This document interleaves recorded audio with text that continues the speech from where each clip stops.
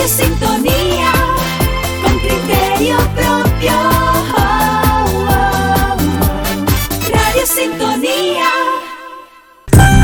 Cada viernes, a partir de las 12:15 del mediodía, tiene una cita con Guanil, un programa de difusión del patrimonio cultural de Fuerteventura, realizado conjuntamente por la Consejería de Cultura y Patrimonio Histórico del Cabildo de Fuerteventura y Radio Sintonía. Un espacio a través del que conoceremos los distintos elementos que conforman nuestro patrimonio cultural y que constituyen las huellas de nuestra memoria colectiva como pueblo. Cada viernes, a partir de las 12:15 del mediodía, una mirada profunda a Fuerteventura en Guanil. Solo aquí, en Radio Sintonía, la radio más cerca.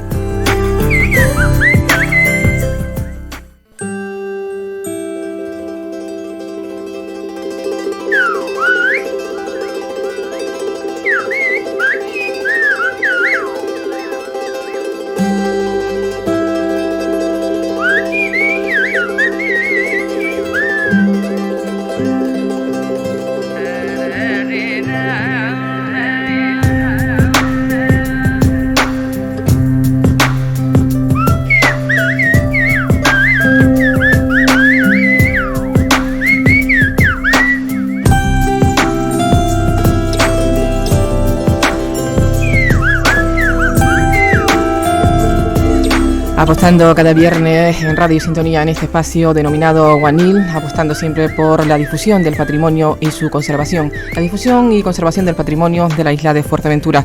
Este programa lo realizamos cada viernes a partir de esta hora desde Radio Sintonía en colaboración con la Consejería de Cultura y Patrimonio del Excelentísimo Cabildo Insular de Fuerteventura.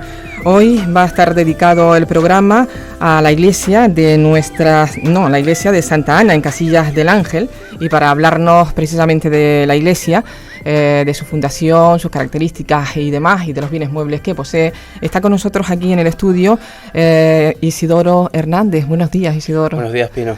Isidoro es técnico de Cultura del Cabildo de Fuerteventura, licenciado en Historia, Geografía e Historia, ¿no? Uh-huh.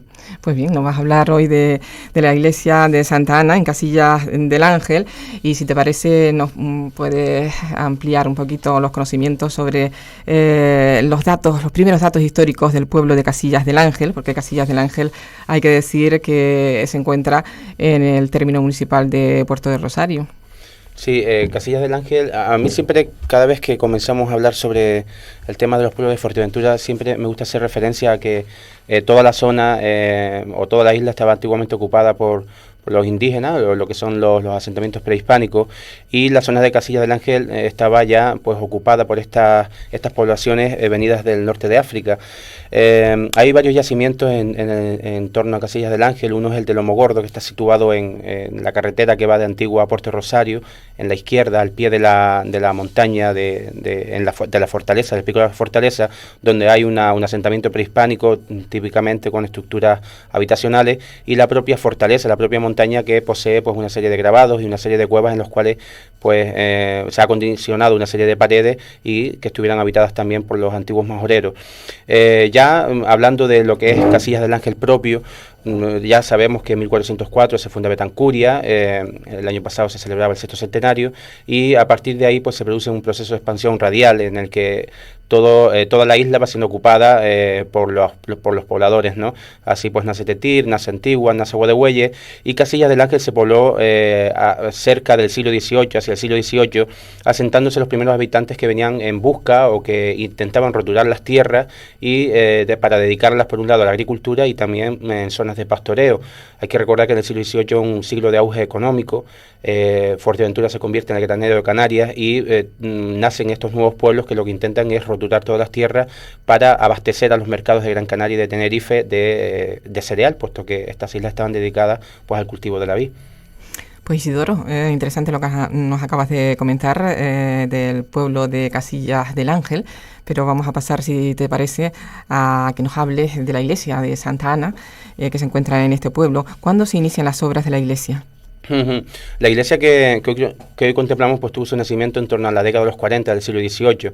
Para ello echamos manos de varias fuentes, los libros de visita y los libros de visita de los distintos prelados y obispos que hacen pues eso, visitas a la isla de Fuerteventura para ver cómo están los edificios eclesiásticos y cómo está el culto de los feligreses, y también pues los propios libros de las ermitas, ¿no?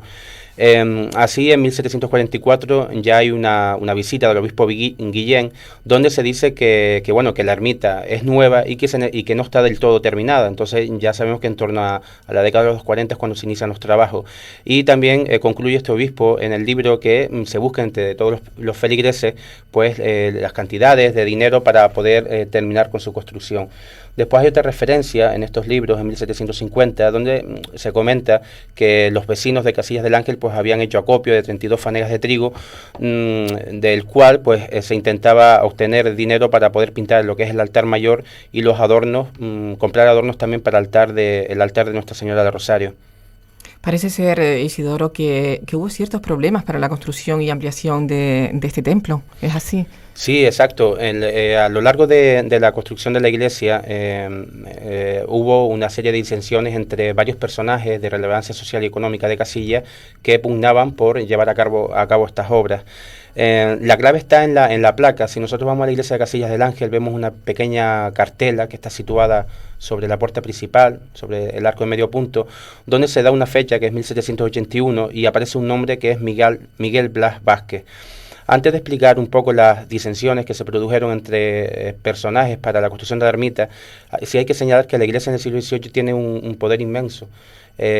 Además, también la mentalidad social le da mucha importancia a la salvación del alma a través de prebendas y donaciones, y también esas prebendas y donaciones dan gran relevancia y poder social a aquellos que la realizan, ¿no?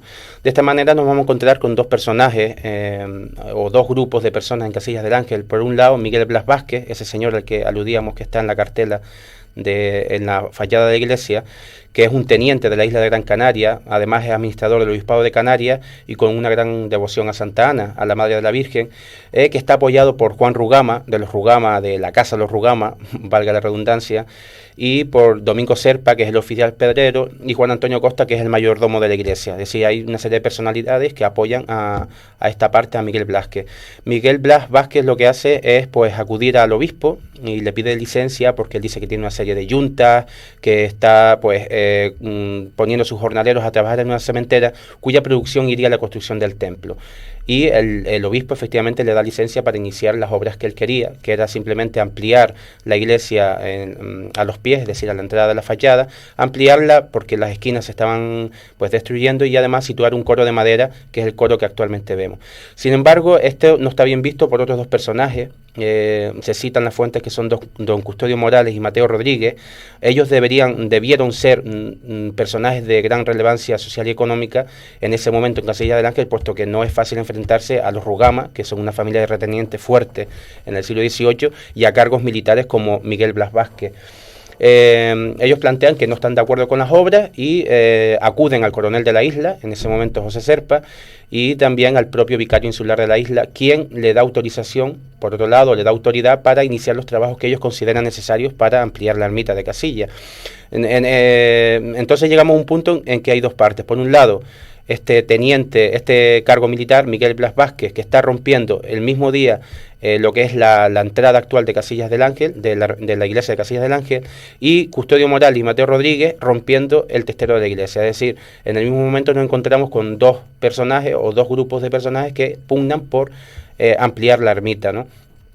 Todo esto, según las noticias históricas, termina con la llegada del vicario general, Juan Mateo, quien sobre la marcha hace paralizar los trabajos de la ermita y solicita la pena de excomunión para todos, ¿no? A lo mejor la pena de excomunión hoy en día, pues estamos en una sociedad más laica, no significa mucho, pero sí en una sociedad en el siglo XVIII donde la iglesia tiene, pues como ya decía antes, un inmenso poder. No sabemos cómo sigue, cómo terminó, porque se termina aquí todo el relato en torno a la construcción construcción de la ermita de Casillas, pero sí sabemos quién ganó, y quien ganó fue Miguel Blas Vázquez, o esta parte, puesto que así reza en la placa de entrada, y la fecha de finalización de lo que son la ampliación de la ermita, que es 1781.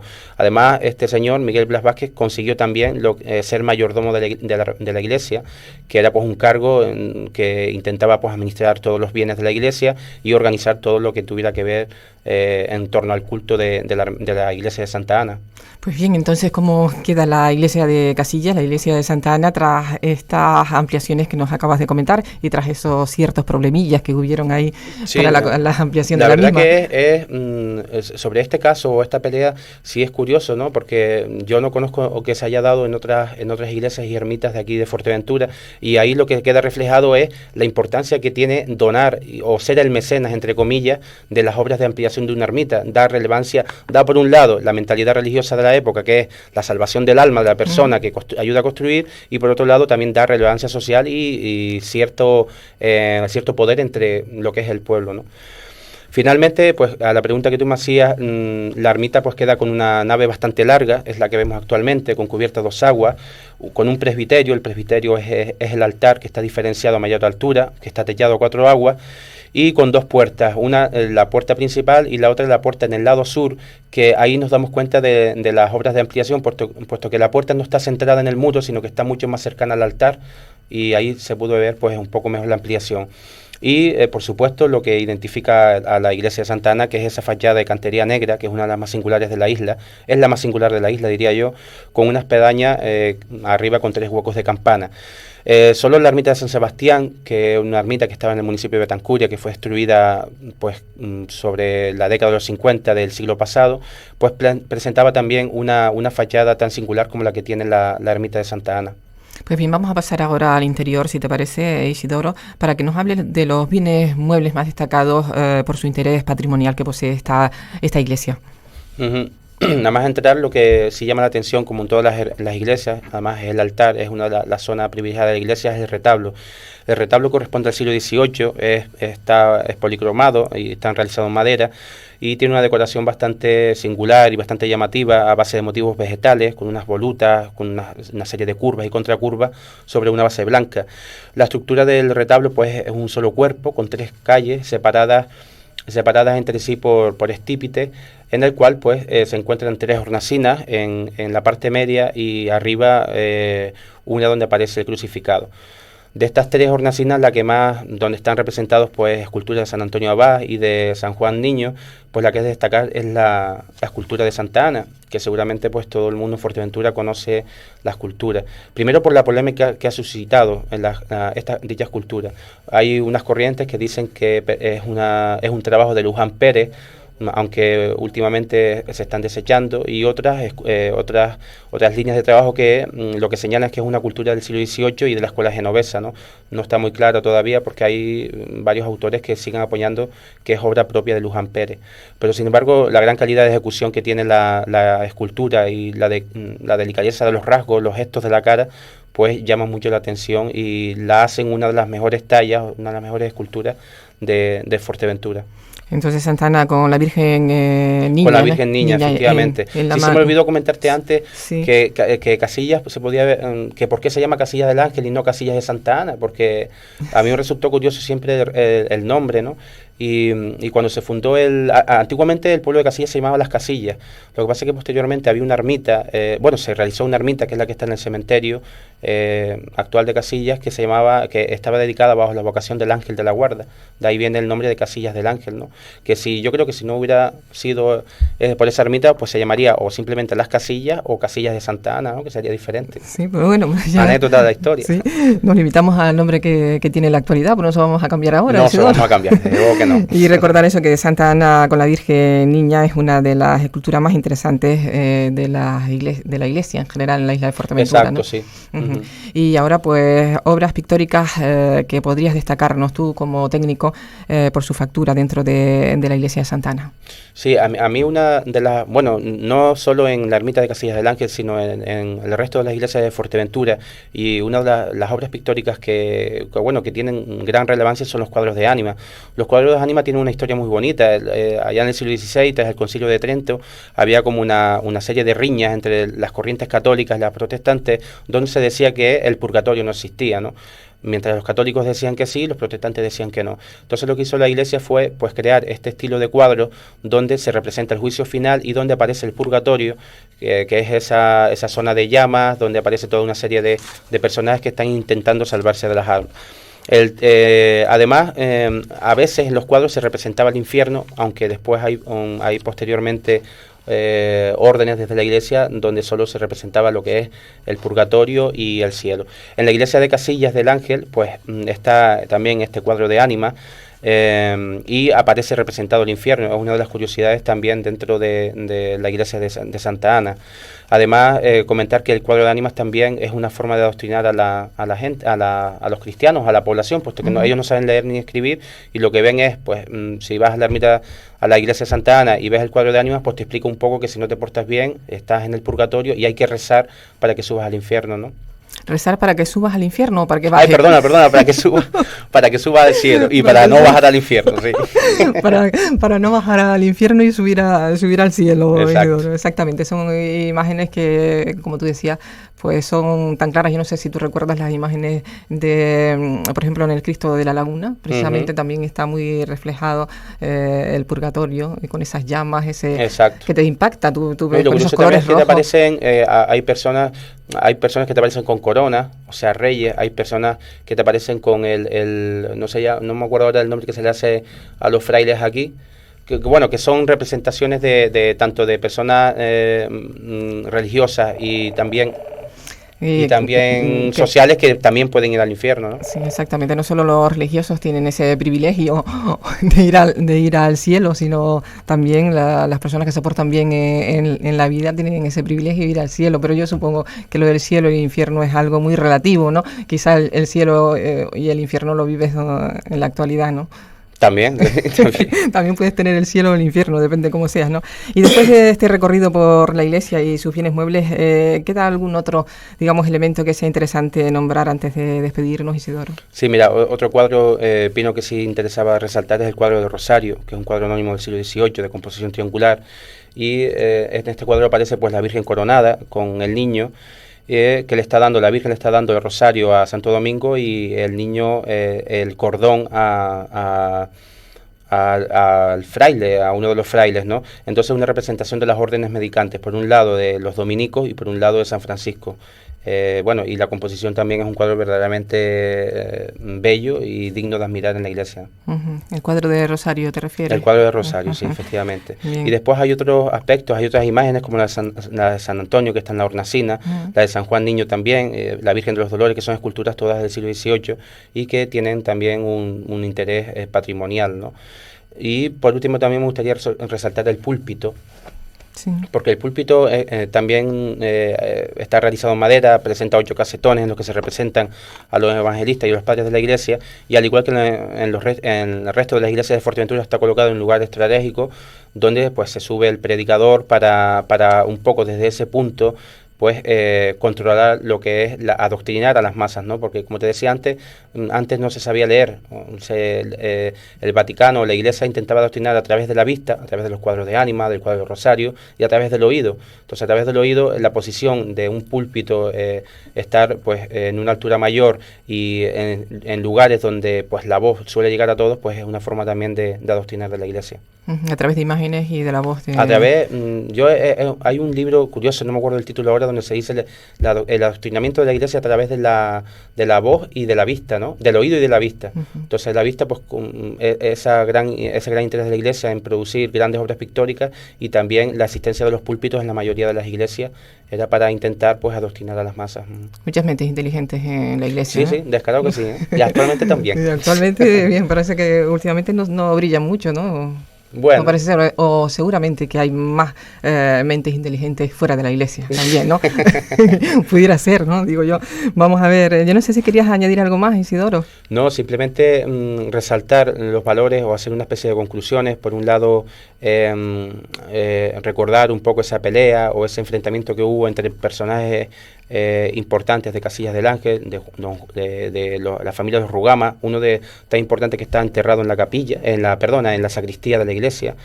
Y la pugna que hubo por realizar la ampliación de la ermita, resaltar la imagen de Santa Ana, una imagen que se ha dicho que es de Luján Pérez, otros dicen que de la escuela genovesa, y también resaltar obras pictóricas de verdadero valor como son el cuadro de Rosario y también el cuadro de Ánimas, a los que yo le tengo una gran admiración. Pues bien, decir también que la iglesia fue declarada bien de interés cultural con categoría de monumento en 1991. Efectivamente. Pues bien, Isidoro, muchísimas gracias. Encantada de estar contigo en este programa Guanil, ilustrándonos con esos conocimientos sobre, en este caso, la iglesia de Santa Ana en Casillas del Ángel, como ya has estado en anteriores programas, pues espero que estés nuevamente por aquí. Vamos a ver, gracias, Pino. Gracias a ustedes. Decirles que el próximo viernes, a partir de las 12:15 aproximadamente, Guanil estará nuevamente aquí. Este programa, como todos ustedes saben, se hace en colaboración con la Consejería de Cultura y Patrimonio del Cabildo de Fuerteventura. Simplemente queremos con este programa contribuir a la difusión del patrimonio histórico de la isla de Fuerteventura. Muchas gracias, hasta entonces.